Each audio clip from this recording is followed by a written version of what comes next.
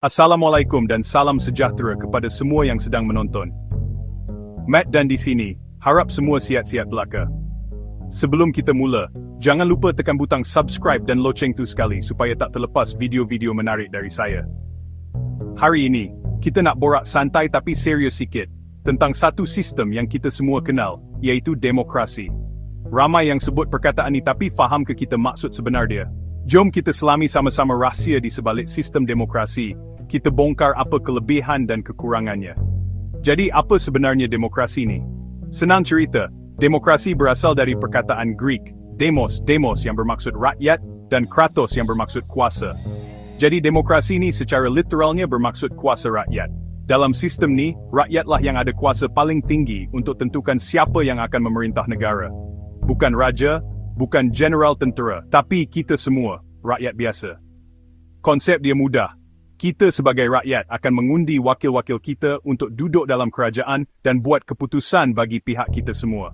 Sistem ini memberi peluang kepada setiap warga negara yang layak untuk menyumbang kepada hala tuju negara. Bayangkan, suara seorang nelayan di kampung terpencil sama nilainya dengan suara seorang ahli perniagaan di bandar besar. Itulah keindahan asas demokrasi, iaitu kesamarataan. Setiap undi dikira, dan setiap suara didengari, sekurang-kurangnya secara teori. Pemimpin yang dipilih pula bertanggungjawab kepada rakyat yang memilih mereka. Kalau mereka tak buat kerja dengan betul, dalam pilihan raya akan datang, kita boleh pilih orang lain pula. Konsep ini sangat berbeza dengan sistem-sistem lain yang pernah wujud dalam sejarah manusia. Selama beribu-ribu tahun, kuasa selalunya dipegang oleh segelintir orang sahaja, sama ada melalui keturunan atau kekuatan tentera. Demokrasi datang dan mengubah semua itu. Ia memberikan harapan bahawa pemerintahan boleh dijalankan dengan adil, telus, dan untuk kepentingan semua orang, bukan hanya untuk golongan elit. Ia adalah satu sistem yang sentiasa berevolusi, tetapi asasnya tetap sama, kuasa berada di tangan rakyat. Jom kita tengok apa kebaikan utama sistem ini. Salah satu kebaikan paling besar dalam sistem demokrasi ialah suara rakyat betul-betul diambil kira. Melalui pilihan raya, kita diberi hak untuk memilih pemimpin yang kita rasa paling layak dan boleh mewakili kepentingan kita. Walaupun banyak kebaikannya, demokrasi bukan sistem yang sempurna. Salah satu kelemahan paling ketara ialah risiko manipulasi undi dan penipuan. Dalam kegairahan untuk menang, ada pihak yang mungkin menggunakan cara kotor seperti membeli undi, menyebarkan berita palsu untuk memburukkan lawan, mengugut pengundi. Fenomena yang kita selalu dengar, iaitu politik wang, boleh merosakkan seluruh proses demokrasi.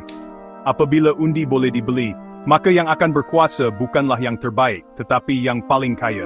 Dan ini sangat berbahaya untuk masa depan sesebuah negara.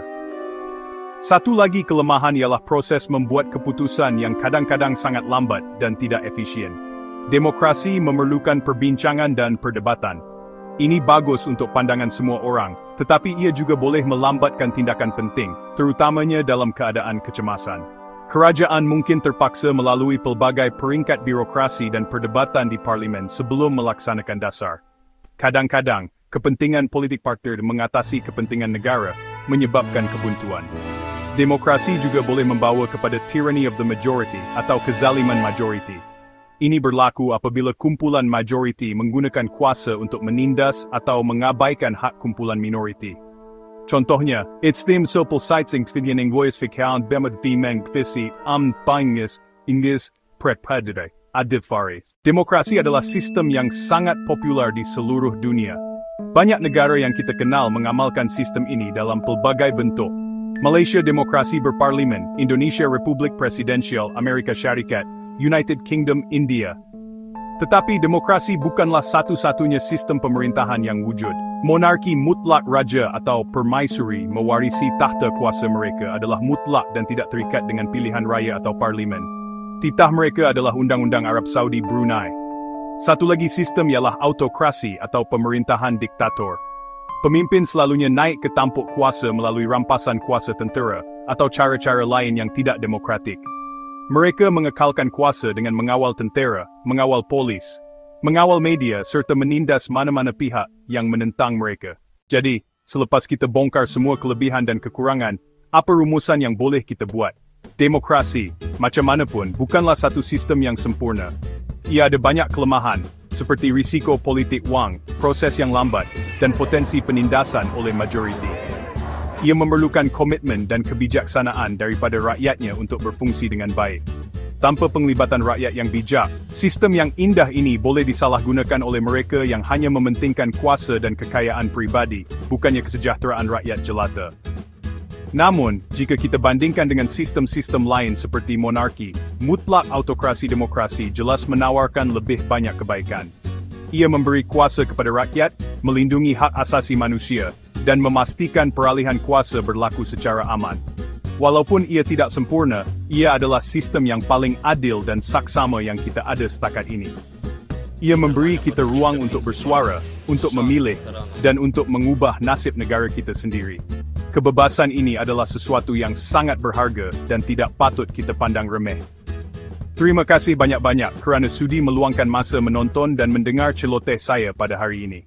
Assalamualaikum.